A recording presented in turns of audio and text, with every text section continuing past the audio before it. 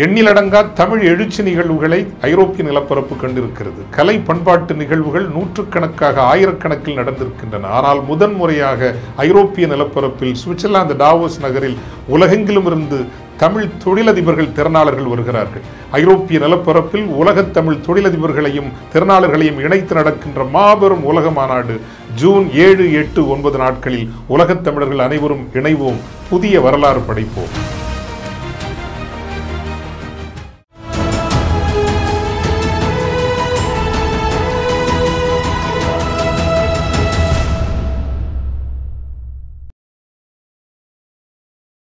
தமிழ் நேயர்களுக்கு அன்பு வணக்கம். நம்மோட அதிமுக முன்னாள் எம்பி திரு கே சி பழனிசாமி இணைந்திருக்கிறார். வாருங்கள் அவரோட பேசலாம். சார் வணக்கம்.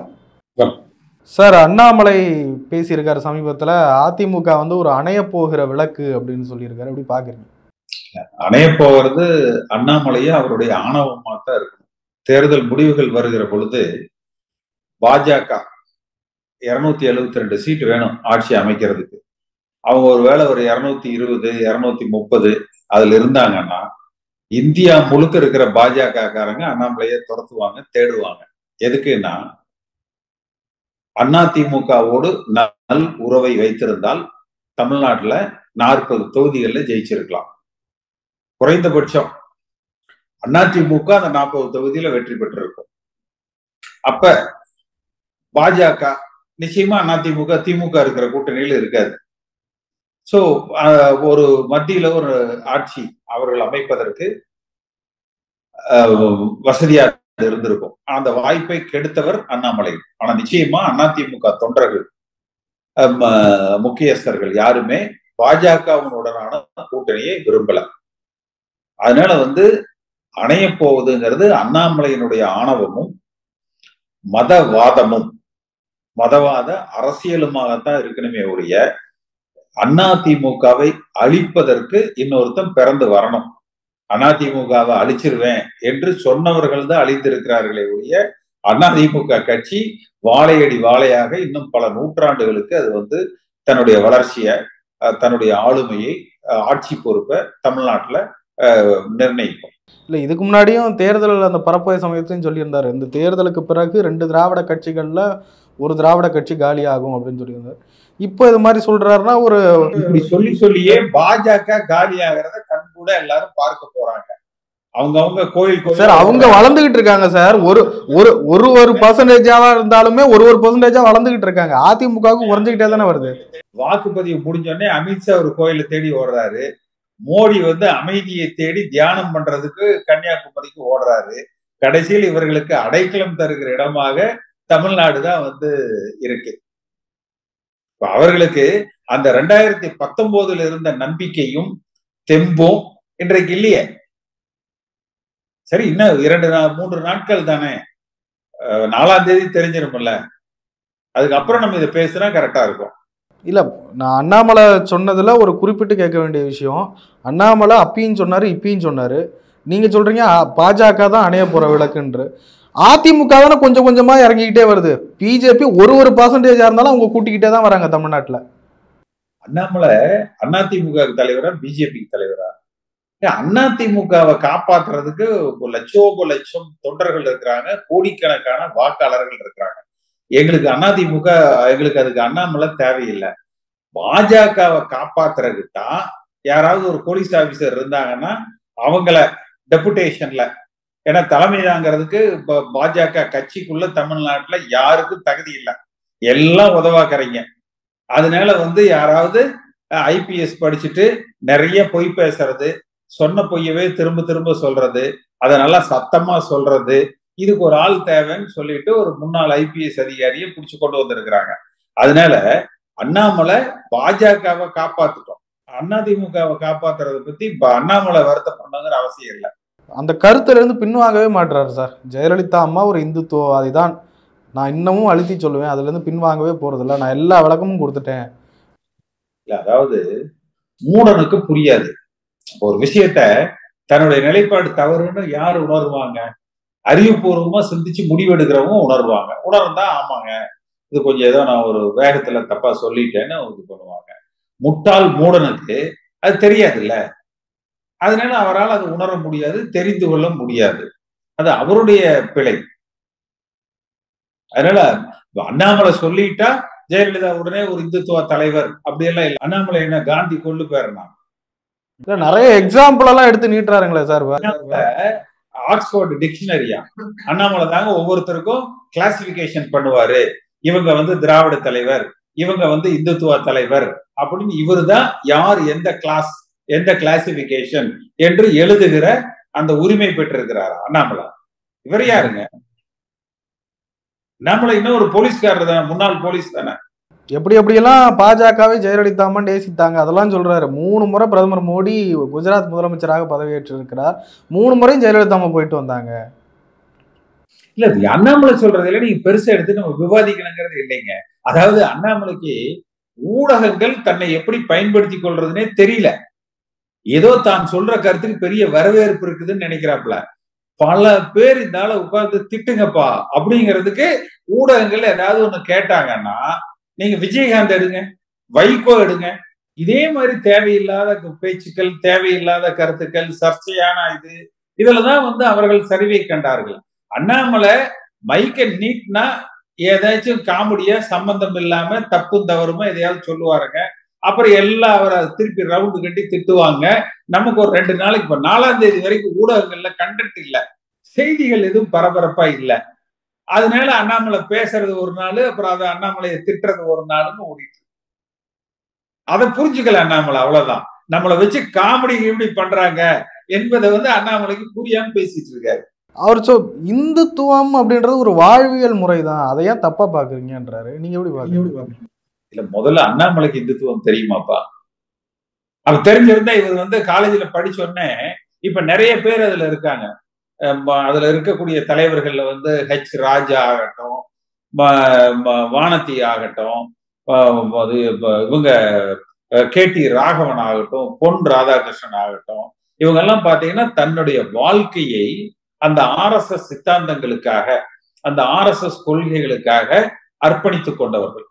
இப்ப வானதி எல்லாம் பாத்தீங்கன்னா அவங்க அந்த ABVPன்னு இருக்கும், அந்த மாணவர் அமைப்பு, அதுல இருந்து வந்தவங்க. அண்ணாமலைங்கிறவர் ஒரு ஆக்சிடென்டல் தலைவர். அவர் அவருக்கும் பாஜகவுக்கும் RSSக்கு ஏதாவது தொடர்பு இருந்துதா? அவருக்கு ஒருவேளை இது இந்துத்துவாதான்னு இன்னைக்கு சொல்றாரு இல்லையா? இந்த சித்தாந்த தெளிவு அவருக்கு எப்ப கிடைக்குது? IPS பதவியை ரிசைன் பண்ணிட்டு பாஜக தலைவர் ஆனதுக்கு அப்புறம் அந்த தலைவருங்கிற ஓதால பேசுறாரு. ஒருவேளை அவருக்கு இந்த சித்தாந்த ஈடுபாடுகளும், இது ஒரு இந்துத்துவ வாழ்வியல் நடைமுறை தான் 95 உச்ச நீதிமன்றம் சொல்லி இருக்குது அப்படின்னு அவர் காலேஜ்ல படிச்சுக்கிட்டு இருந்த காலத்துல, அல்லது ஸ்கூல்ல படிச்சுக்கிட்டு இருந்த காலத்துல, அவரு 84 தானே, அப்ப ஸ்கூல்ல படிச்சுக்கிட்டு இருந்த காலத்துல ஸ்கூல் டிராப் அவுட் ஆகி ஜனசங்கத்துல சேர்ந்துட்டாருங்க, RSSல சேர்ந்துட்டாருங்க, சோசியல் சர்வீஸ்ல இறங்கிட்டாருங்க அப்படின்னு வந்தவரா என்ன? அப்படி வந்திருந்தா இதை சொல்றதுக்கு அண்ணாமலைக்கு தகுதி இருக்கு. அப்படி வரலையே. சரி, கல்லூரியில BE முடிச்ச உடனே வந்துட்டாரா என்ன? சரி, MBA IIMல படிச்ச பொழுதாவது சிந்திச்சு அந்த மாதிரி தோணுச்சுங்க நான் வந்துட்டேன்னு சொன்னாரா என்ன? இல்ல IPS ட்ரைனிங் முடிச்சதுக்கு அப்புறம் வந்ததா என்ன? இல்ல IPS ட்ரைனிங்ல 1 வருஷம் 2 வருஷத்துல வந்ததா என்ன? IPS அதிகாரியா 10 வருஷம் வேலை செஞ்சு அதுக்கப்புறம் இங்க ஒரு போஸ்ட் கிடைக்குதுன்ன போது டெபுடேஷன்ல வந்திருக்கிறாரு. வந்ததுக்கு அப்புறம் இதெல்லாம் பேசிட்டு இருக்கிறாரு. அதுக்கு என்ன மரியாதை இருக்கும்? அந்த சித்தாந்தங்களுக்கு ஒரு மரியாதை இருக்காது. இதை மற்றவங்க சொல்லலாம், ஹெச் ராஜா சொல்லலாம், வானதி சொல்லலாம், இவரு KT ராகவன் சொல்லலாம், பல பேர், பொன்னார் சொல்லலாம், பல பேர் சொல்லலாம். இல்ல, இதை TT விதிநகரனை ஏத்துக்கிறாரு பாத்தீங்களா? ஜெயலலிதா மகாலத்துல எம்பியா இருந்தவர், டிடிவி தினகரன் என்னன்னா உயிர் போனாலும் பாஜகவை நான் ஆதரிக்க மாட்டேன்னு எதிர்த்து நிற்பேன்னாரு. அவருடைய வழக்கு வந்த பொழுது அவருடைய சொத்துக்களை காப்பாற்றிக்கிறதுக்கு அவருக்கு இன்னைக்கு ஒரு அடைக்கலமாக பாஜக கிடைச்சிருக்கு. அதனால அவர் அதை பத்தி எல்லாம் சொல்றாரு.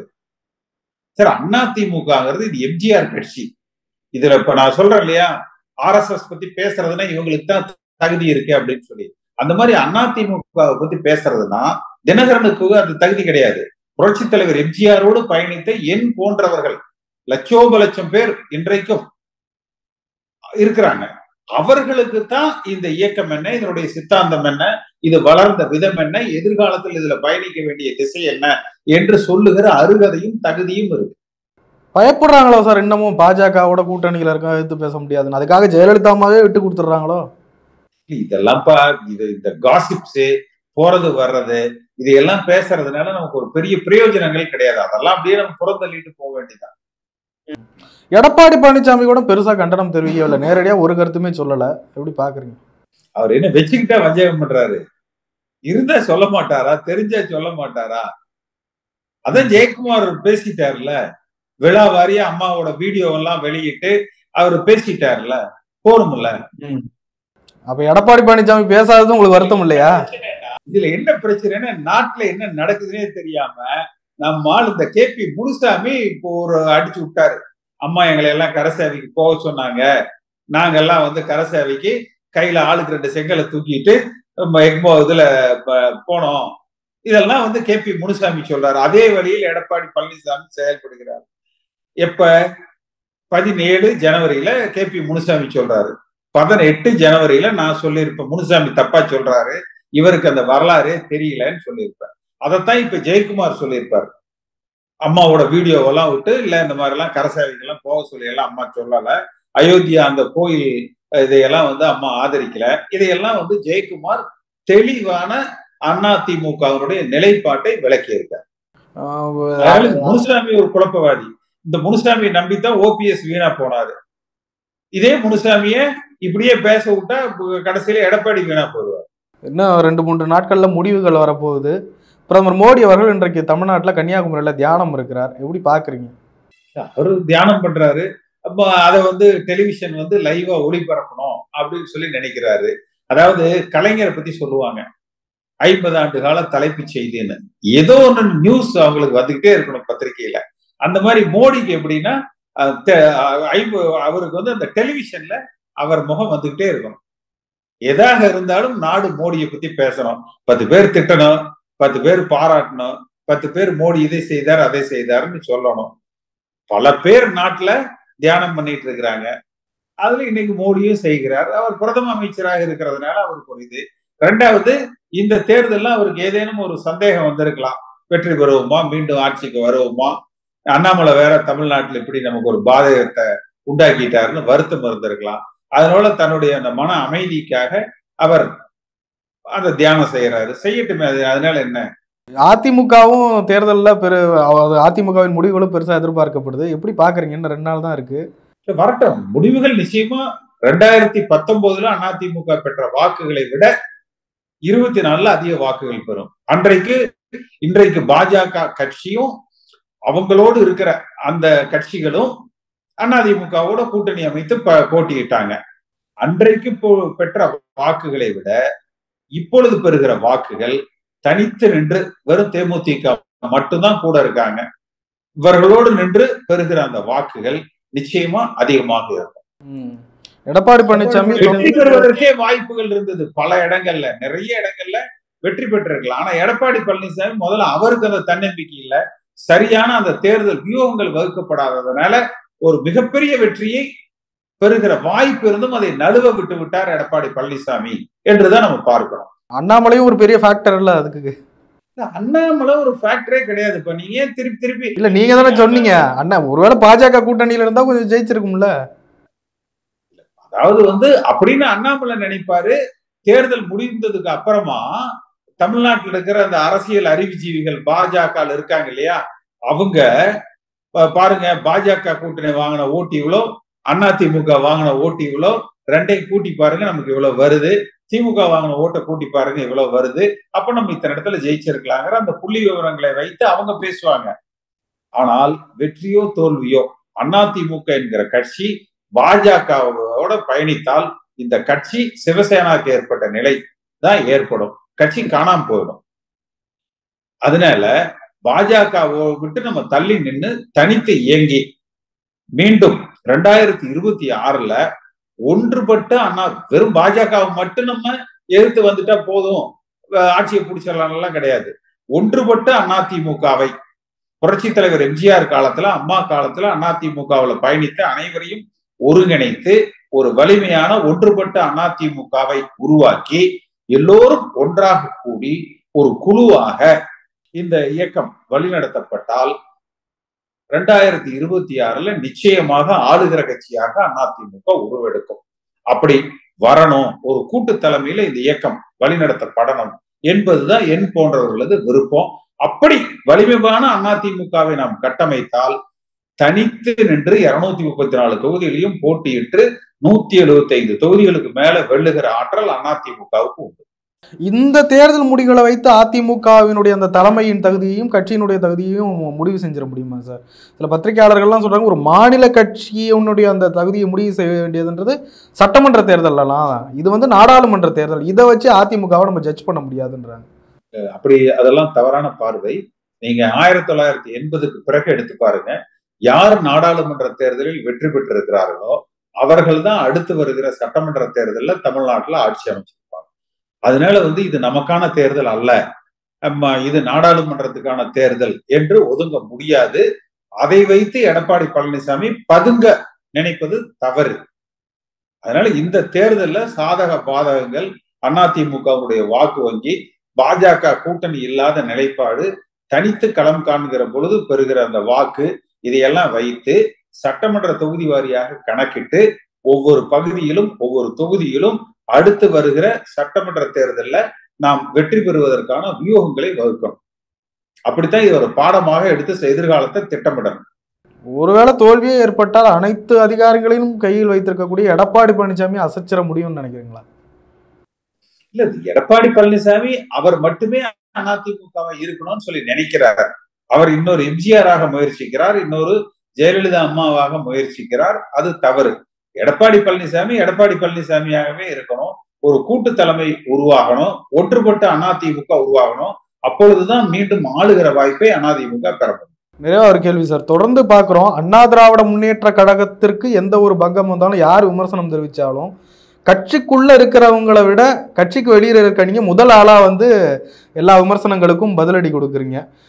சில அரசியல் விமர்சகர்கள்லாம் பேசுறதை கேட்டிருக்கேன். கேசி பழனிசாமிக்கு நிறைய வாய்ப்புகள்லாம் வெளியிலே வந்திருக்கு, எதையுமே அவர் பாதர் பண்ணவே இல்லை, அதை கேர் எடுக்கவே இல்லை அப்படின்னு சொல்லியிருக்காங்க. எதுக்காக இன்னும் அதிமுகவை விடாம பிடிச்சிக்கிட்டு இருக்கீங்க? அந்த ஒரு கேள்வி நிறைய பேருக்கு இருக்கு. 52 ஆண்டு காலமாக அதிமுக என்கிற அந்த இயக்கத்துல பயணித்திருக்கிறேன். சிறு வயதுல இருந்து புரட்சி தலைவர் எம்ஜிஆர், அதிமுக, இரட்டை இலை, இதுல மட்டுமே தான் பயணித்திருக்கிறேன். அது சசிகலா அவர்களால் ஒரு 20 ஆண்டுகள் நான் பழி வாங்கப்பட்டேன். அதை பற்றி எல்லாம் கவலையே படாம, ஒரு தேர்தலில் சீட்டு கொடுக்கலைன்னா ஓடிடுவாங்க கட்சி விட்டு. அடுத்து எந்த கட்சிக்கு போனா நம்ம சீட்டு கொடுப்பாங்க, நிறைய எக்ஸாம்பிள் பார்த்திருக்கோம். ஆமா, அதனால எம்ஜிஆர், அதிமுக, இரட்டலை சின்னம், இதுல இருக்கிற இந்த 1.5 கோடி தொண்டர்கள் மீண்டும் ஆளுகிற கட்சியாக அதிமுக உருவெடுக்கணும். இதுதான் முதல் நம்முடைய பணி. அதற்கப்புறம் அதுல நமக்கு என்ன வாய்ப்புகள் வரும் என்பது நிச்சயமாக புரட்சி தலைவர் எம்ஜிஆருடைய ஆன்மா என் போன்றவர்களை வழிநடத்தும். இந்த இயக்கத்தை எதிர்காலத்துல வழிநடத்துகிற வாய்ப்புகள் என் போன்றவர்கள் இடத்துலதான் அது இருக்கும். நிச்சயமா சார், நிறைய விஷயங்களை பகிர்ந்து கொண்டீங்க, நன்றி சார். எண்ணிலடங்கா தமிழ் எழுச்சி நிகழ்வுகளை ஐரோப்பிய நிலப்பரப்பு கண்டிருக்கிறது. கலை பண்பாட்டு நிகழ்வுகள் நூற்றுக்கணக்காக ஆயிரக்கணக்கில் நடந்திருக்கின்றன. ஆனால் முதன்முறையாக ஐரோப்பிய நிலப்பரப்பில் சுவிட்சர்லாந்து டாவோஸ் நகரில் உலகெங்கிலும் இருந்து தமிழ் தொழிலதிபர்கள், திறனாளர்கள் வருகிறார்கள். ஐரோப்பிய நிலப்பரப்பில் உலகத் தமிழ் தொழிலதிபர்களையும் திறனாளர்களையும் இணைத்து நடக்கின்ற மாபெரும் உலக மாநாடு ஜூன் 7, 8, 9 நாட்களில் உலகத் தமிழர்கள் அனைவரும் இணைவோம், புதிய வரலாறு படைப்போம்.